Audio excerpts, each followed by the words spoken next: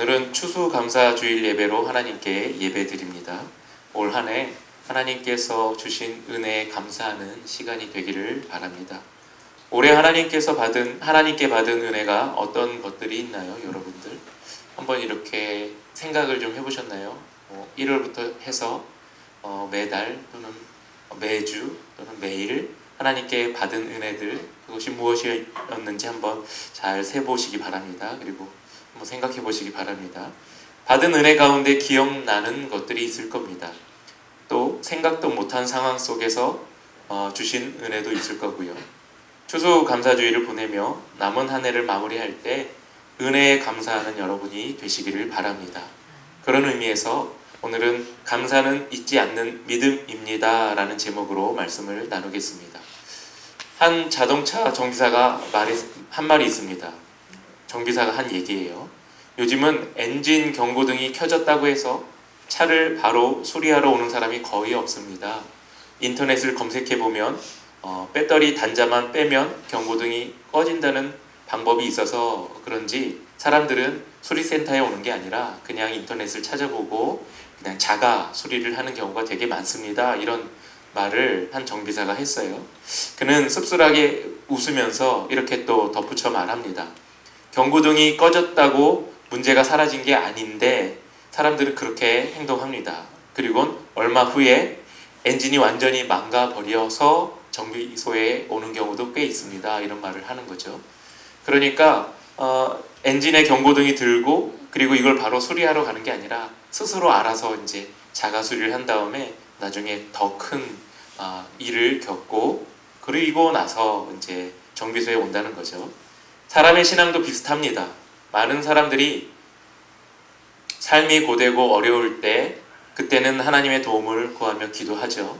그러나 어느새 일이 잘 풀리고 생활이 안정되면 인생의 경고등이 꺼진 것처럼 생각되고 마음이 평안해집니다. 내 눈에 경고등이 들어오지 않으니 마음이 평안해지는 거죠. 그 평안이 곧 하나님을 잊게 만듭니다.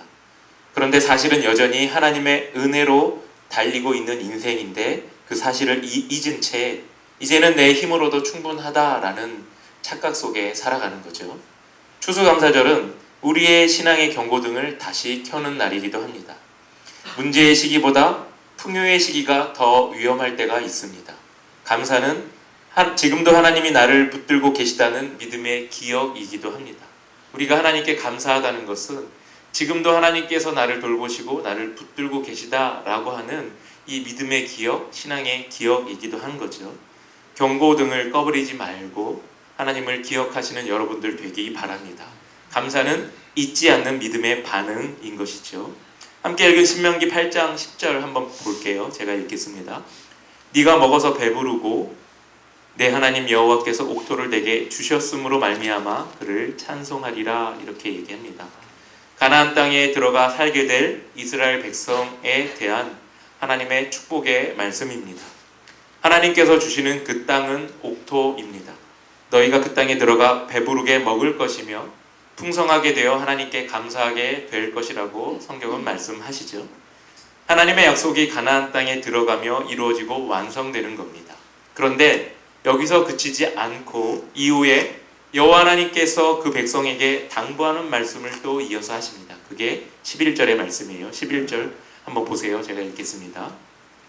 내가 오늘 내게 명하는 여호와의 명령과 법도와 규례를 지키지 아니하고 내 하나님 여호와를 잊어버리지 않도록 삼갈지어다 이렇게 말씀합니다.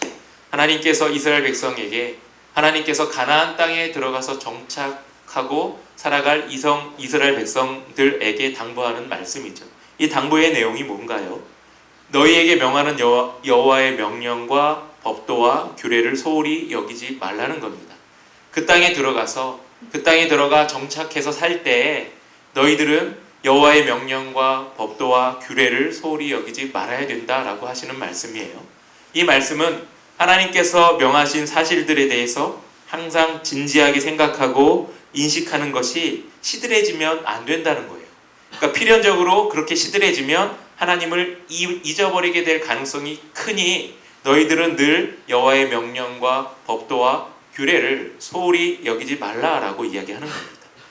하나님을 잊어버린다는 말은 하나님이 요구하는 사실들뿐만 아니라 그 존재의 의미를 무시한다는 그 말이 되기도 합니다.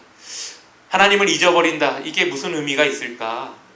내가 필요할 때, 내 요구사항이 있을 때는 하나님을 떠올리고 하나님을 간절히 찾는데, 내 요구사항이 끝나고 내 필요가 다 해결될 때는, 그때는 더 이상 하나님을 찾지 않는 것, 이것이 하나님을 잊어버리는 거죠.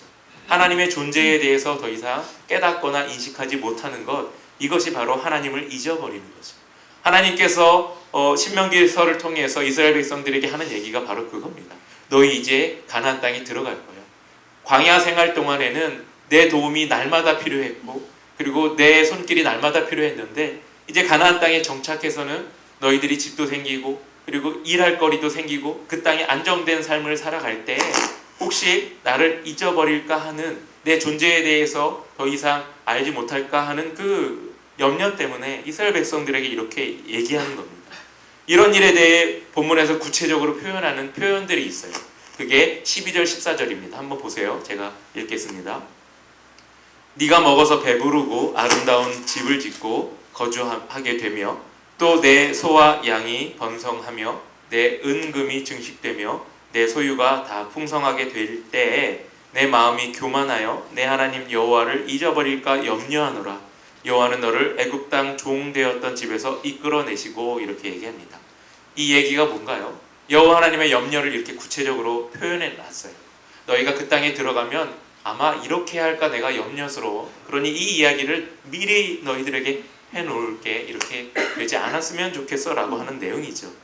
먹어서 배부르고 아름다운 집을 짓고 거주하게 되며 내 소와 양이 번성하며 내 은금이 증식되며 내 소유가 풍부하게 될 때라고 하는 말, 이 말은 이스라엘 백성이 가나안 땅에 들어가 얻게 될 풍요를 이야기합니다. 그들은 광야 생활을 하며 풍요하는 거리가 멀었습니다. 하나님께서 주셔야 먹었습니다. 매일같이 만나와 메추라기를 하나님이 공급해 주셔야 음식을 먹을 수 있었어요. 그래서 하나님께서 주셔야 먹고 마셨습니다. 하나님께서 돌보셔야 하루하루를 살아갈 수 있었습니다. 그러나 가나안 땅에 들어가는 순간 더 이상 그들은 텐트에서 생활하지 않아도 됩니다. 집을 짓고 살면 되거든요. 집을 짓고 안정되게 소와 양을 기르고 번성하게 될 겁니다. 또 그것들로 인해서 은과 금이 많아지고 소유가 풍부하게 될 것이라고 성경은 이야기합니다. 이런 상황에서 그들은 언제나 배부르게 먹고 지내겠죠.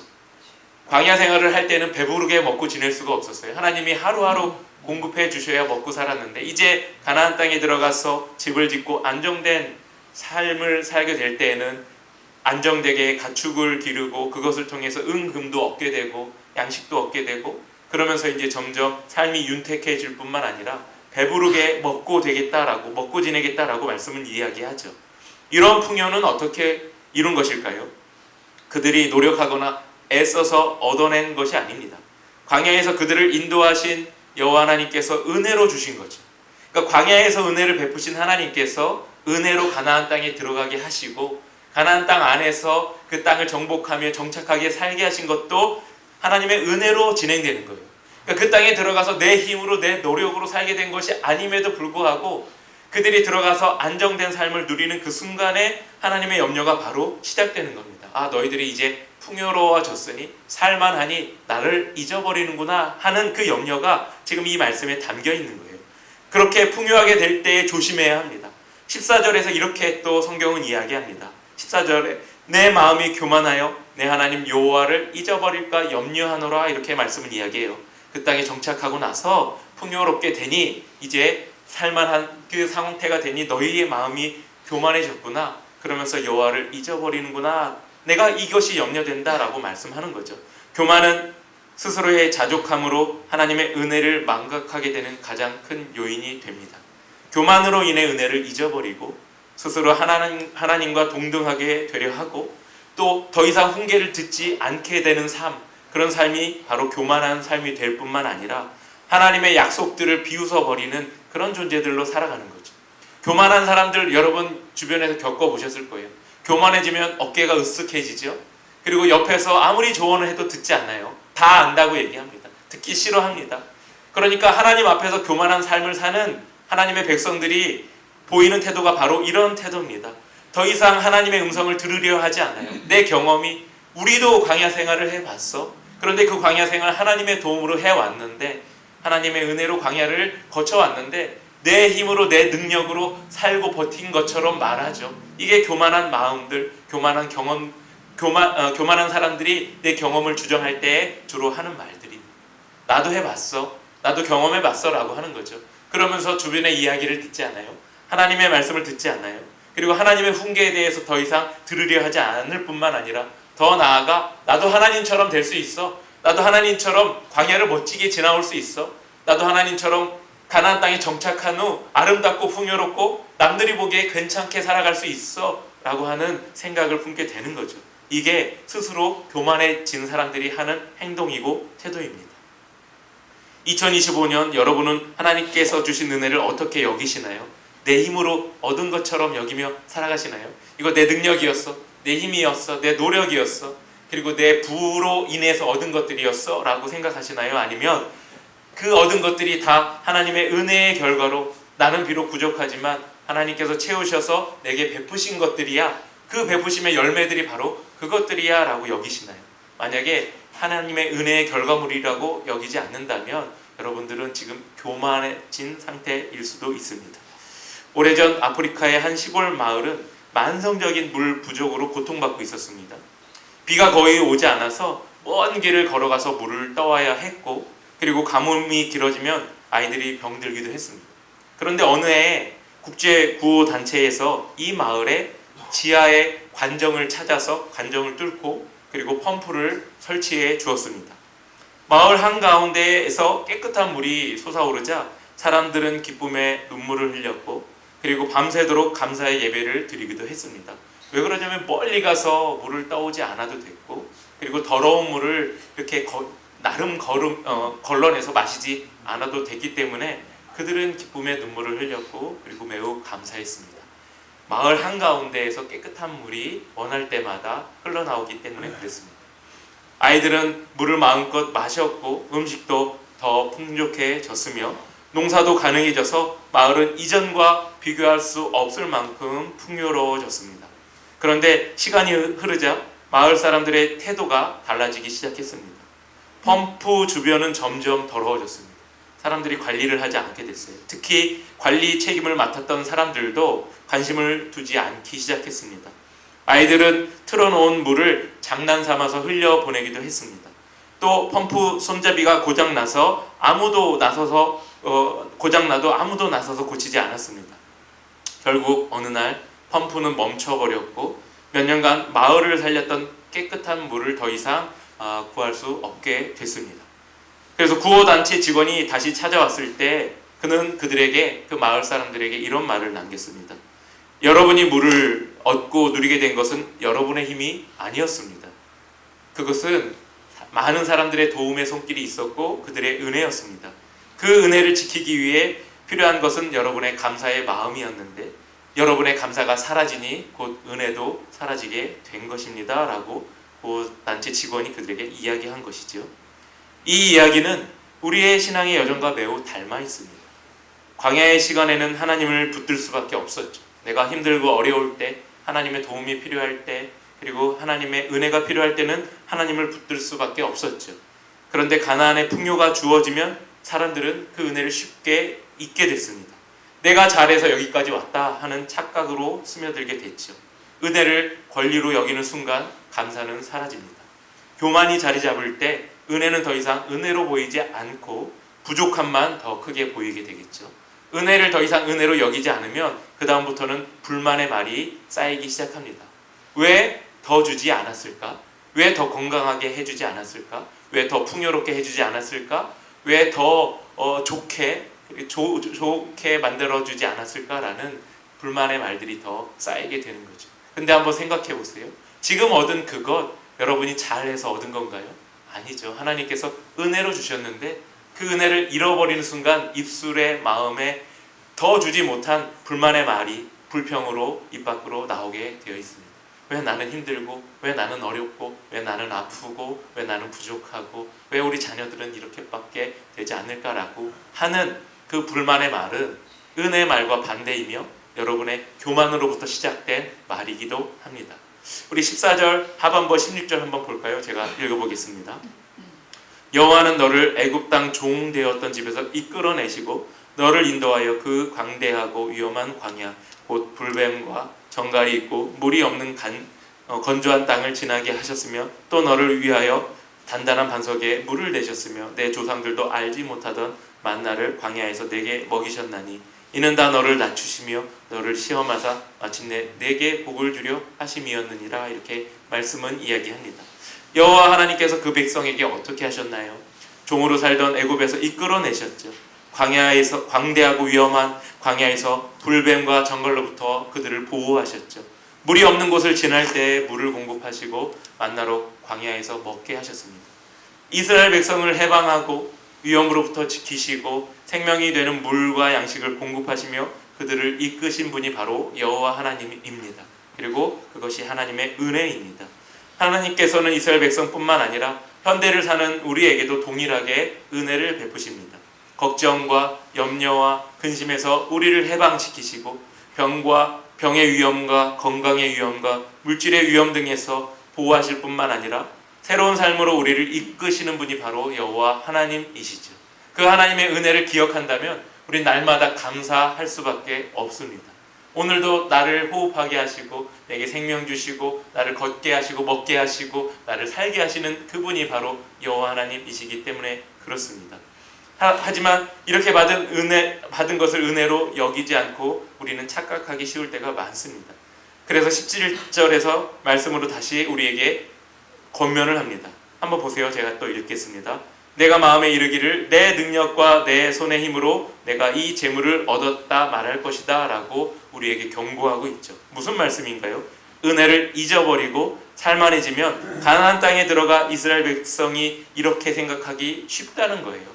안정되고 먹고 살만하면 너희들 분명히 그렇게 할 거야 라고 이야기합니다. 그런데 여러분 성경 읽어보셨잖아요.